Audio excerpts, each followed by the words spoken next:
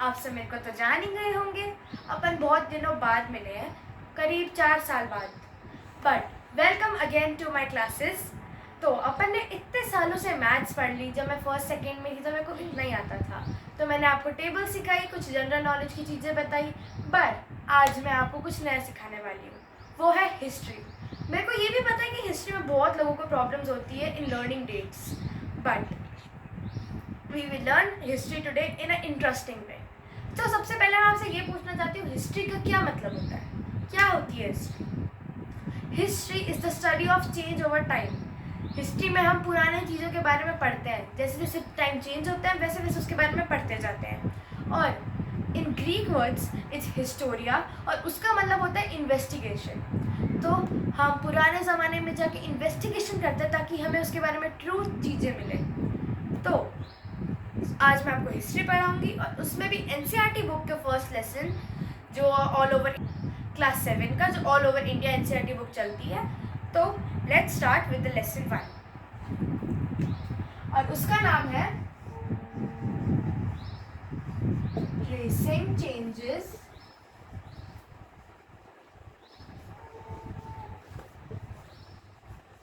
Through 1000 years।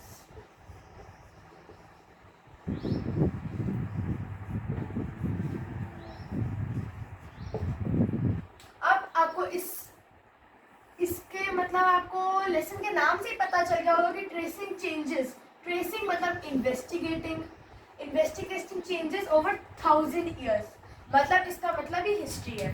तो lesson 1 में of course we will get the intro of history. अब इस लेसन में हम लोग टॉपिक्स कवर करेंगे। मैप, वैसे अभी मैं छोटी वीडियो बनाऊंगी तो इसमें हम 2 टॉपिक्स कवर करेंगे, दैट्स मैप और किन किन्होंने मैप बनाया वो, और about the new and old terminologies. Okay, then let's start. First of all I will tell you about the map. Everyone knows about the map, the Indian map, the world map, the Rajasthan map, the physical and the political map. We are not talking about that right now, but we are talking that first map किसने बनाया था। They were the 2 people जिन्होंने पहले map बनाया था। It was Al इद्रिसी। First we will talk about him only। अब देखो, transformation बताती हूँ कि पहले के ज़माने का जो, हाँ, तो मैं आपको ट्रांसफॉर्मेशन बताती हूँ। देखो, सबसे पहला जो मैप था वो कुछ ऐसा दिखता था। How does it look? एकदम अलग, जो किसी को अभी समझ में नहीं आ सकता। ठीक है, वो बनाया था अल इद्रीसी ने। But now we can see the transformation कि आजकल का अब कैसा दिखता है मैप, वो बहुत डिफरेंट होता है, वो सबके पास होता है। But this is the first map made by Al Idrisi. It's an Arab geographer. ठीक है, we can say it a cartographer also. Cartographer means what? It means a person who makes a map, जो map बनाता है। Map किसी भी type का बनाता हो, वो फिजिकल हो पॉलिटिकल हो, उससे क्या कहते हैं, वो बनाता है, उसे कहते हैं कार्टोग्राफर। ठीक है, अब अल इद्रीसी के मैप में क्या था? He was a geographer, he was a cartographer. And the third thing about him is it has the details of Indian subcontinent of the world map। इसने क्या बनाया था? वर्ल्ड मैप अबाउट, उसमें हाईलाइट चीजें क्या थी? इंडियन सबकॉन्टिनेंट के बारे में। अब देखो, वापस रिवीजन करके देखते हैं। मैप किसने बनाया? पहला 2 जनों ने बनाया था। पहला बनाया था अल इद्रीसी, और उसने बनाया था world map highlighting the Indian सब कॉन्टिनेंट। ठीक है, उसके बाद में साउथ, उसमें एक चीज़ अजीब थी कि जो मैप होता है उसके अंदर उसने नॉर्थ को साउथ बोला था, और साउथ को उसने शायद कुछ बोला ही नहीं था, और साउथ को नहीं, हाँ, साउथ को उसने नॉर्थ बोला था। तो उसने नॉर्थ को साउथ नाम दिया था और साउथ को नॉर्थ। उस मैप में मतलब उसने वो उल्टा दिया था। अब इससे हमें क्या पता चलता है कि उस टाइम के ज़माने में मैप का इतना नॉलेज नहीं था, और वो फर्स्ट मैप था, तो इतना पता भी नहीं। धीरे धीरे ट्रांसफॉर्मेशन होता है, जैसे मेरा बड़े से छोटा हुआ, छोटे से बड़ा हुआ, वैसे ही मैप का भी होता है। ठीक है, उसके बाद में, हाँ, अब उस मैप के अंदर जो प्लेसेस के नेम्स थे वो अरेबिक में लिखे हुए थे। कौन सी लैंग्वेज में? अरेबिक। अरेबिक लैंग्वेज में लिखे हुए थे। So it was difficult to understand, and उसके अंदर एक वेल नोन नेम था जो सब जानते होंगे, that's Kannauj. I think most of you know that, और जो उधर रहते भी तो उनको तो बहुत अच्छे से पता होगा। तो उसमें जो एक जगह थी, मतलब बहुत चीज़ें समझ नहीं आ रही थी because it was the first map, but the most depicted place जो वेल नोन प्लेस था उसमें समझ आया था, दैट वॉज कन्नौज। आपको मैं बुक में दिखाती भी हूँ, शायद उधर मिल जाए। इधर ही कहीं वो अरब में बताया हुआ है कि कन्नौज था। है, आपको इसमें दिखेगा ना, इट्स कन्नौज। ओके, एंड इसके अंदर अब देखो, साउथ को उसने नॉर्थ बताया, तो of course Sri Lanka was depicted at the north, Sri Lanka. Map के बारे में एक जने के बारे में पता चल गया अब आपको। पहला मैप किसने बनाया? Al Idrisi. It was a world map highlighting the continent is an Indian subcontinent, or it was written in Arabic language. The South India was depicted as North India, or the Sri Lanka was stopped at the north. And after that, the well-known place is pointed in that, which is Kannauj. Okay, अब दूसरे जने ने बताया था वो बताती हूँ मैं आपको।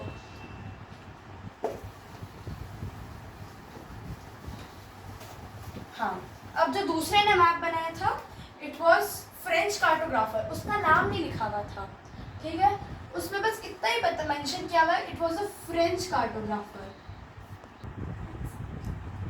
ओके, और वो बना था, ये जो फ्रेंच कार्टोग्राफर ने जो मैप बनाया था, it was made in 1720s।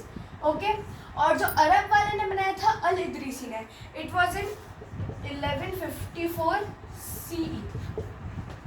अब देखो वापस बताती हूँ, अल-इद्रिसी ने जो बनाया था वो था 1154 CE, और जो फ्रेंच कार्टोग्राफर ने बनाया था वो था 1720s में बनाया था उसने, ठीक है। और जो फ्रेंच कार्टोग्राफर वाला मैप था, उसके अंदर it was created by French cartographer, of course उसके नाम से ही पता चलता है, और उसने भी सेम एरियाज बताए थे जो मैप 1 में बताए थे। जो अल-इद्रिसी ने मैप बताया था उसमें जो प्लेसेस थे वही इसमें भी डिपिक्टेड थे। ओके, उसके बाद में it was surprisingly detailed with coastal areas. अब now what's coastal areas?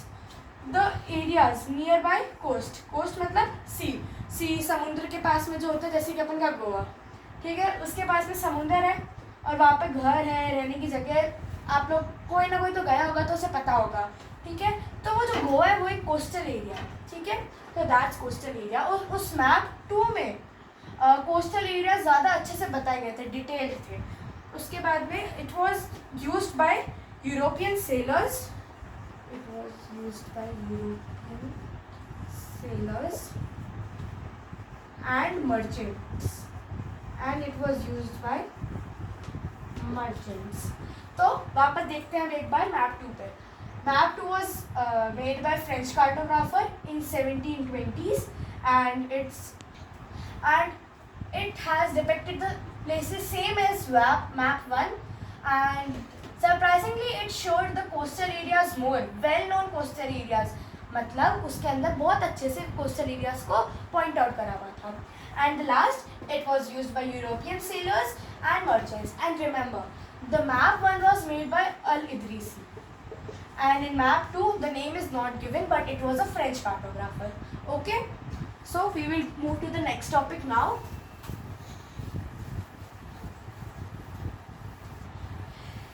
Is new and old terminologies. What's the topic? New and old terminologies. New and old terminologies.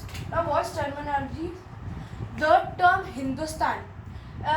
देखो, आप सबको तो ये पता होगा कि firstly the India was known as Hindustan. After that, it converted into India. अब इसमें अपन पढ़ेंगे new and old terminologies. Terminologies मतलब नया ट्रांसफॉर्मेशन ही समझ लो आप, ठीक है।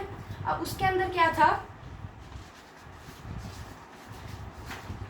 इस हिंदुस्तान इट वाज इसमें था कि old terminology is Hindustan and new one is India.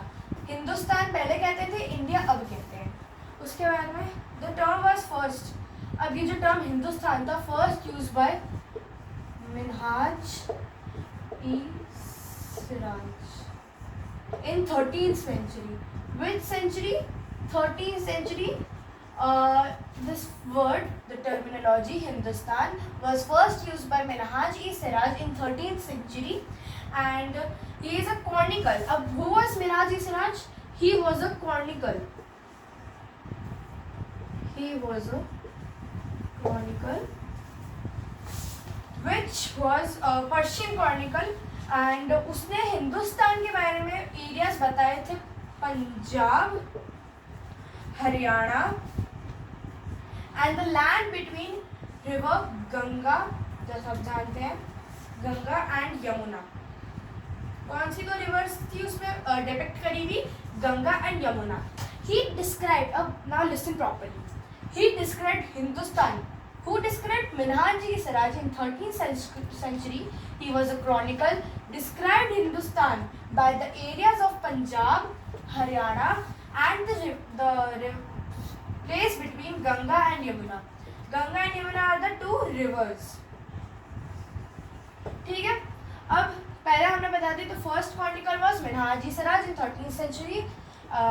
Depicted the area of Hindustan as Punjab, Haryana, Ganga and Yamuna rivers, the place between. अब दूसरा भी था जिसने इन हिंदुस्तान को अपनी भाषा में डिपिक्ट करा था, which was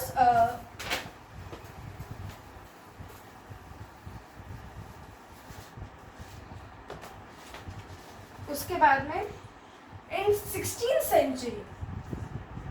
In 16th century Chronicle नहीं तो क्रॉनिकल तो नहीं था, जियोग्राफिक था, जो था Babur. Everyone knows about Babur, well known name is Babur, and he describe Hindustan तक. वो क्या बोलता था उसे? एंड जैसे मिनहाज-ए-सिराज ने हिंदुस्तान को डिस्क्राइब करा as in the areas of Punjab, Haryana and the places between Ganga and Yamuna river, but Babur ने उसे कैसा डिस्क्राइब किया? On the basis of fauna, flora. Fauna means animals of that place. मतलब India has a great geographic of animals and flowers, and also described at the culture of inhabitants. मतलब यहाँ के culture से भी उसने describe करा of the subcontinent. And in 14th century also, 16th century में बाबर आया, उसने हिंदुस्तान को, वो हिंदुस्तान कहता था, and it described Hindustan as fauna and flora and its cultural inhabitants. And after that in 14th century a poet, he was a poet. अब ध्यान से सुनना, बाबर और मिनहाज-ए-सिराज was a chronicle. Babar he also a Mughal emperor था वो, but 14th century में आया था एक poet and its name was अमीर खुसरो. Its name was अमीर Khusro. And he used the word Hind. मिनहाज-ए-सिराज और बाबर ने क्या वर्ड यूज करे? हिंदुस्तान और हिंदुस्तान. ठीक है, बट जब 14th century में पोएट आया अमीर Khusro, he used the term Hind for to describe Hindustan. Okay, all clear? Let us move to the next topic. And after that आपको पता है बहुत सारे changes होते हैं. As we know, बहुत changes होते हैं, like physical, chemical, जो भी है. But in this, what in history, over the period of time, what changes were there? It was first language,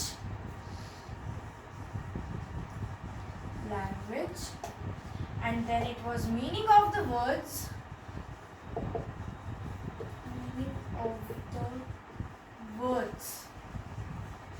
and third was grammar and vocabulary. अब देखो, उन तीनों ने बहुत अलग अलग तरीके से डिस्क्राइब करा था हिंदुस्तान को. उसमें क्या क्या चेंजेस थे, किस तरह से डिस्क्राइब में अपने चेंजेस देखे? इट वाज लैंग्वेज में हमने चेंजेस देखे उनके डिस्क्राइब करने में टर्म हिंदुस्तान को. मीनिंग ऑफ द वर्ड्स, उसमें चेंजेस देखे, और ग्रामर एंड वोकैबुलरी जो सबकी अलग होती है, डिस्क्राइब करने के लिए उन तीनों ने अलग अलग यूज़ करी थी. ठीक है, and after that we learn the historical records exist in variety of languages. ठीक है,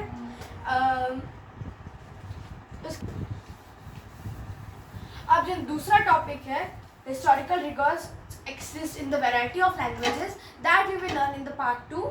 So wait for it. Thank you.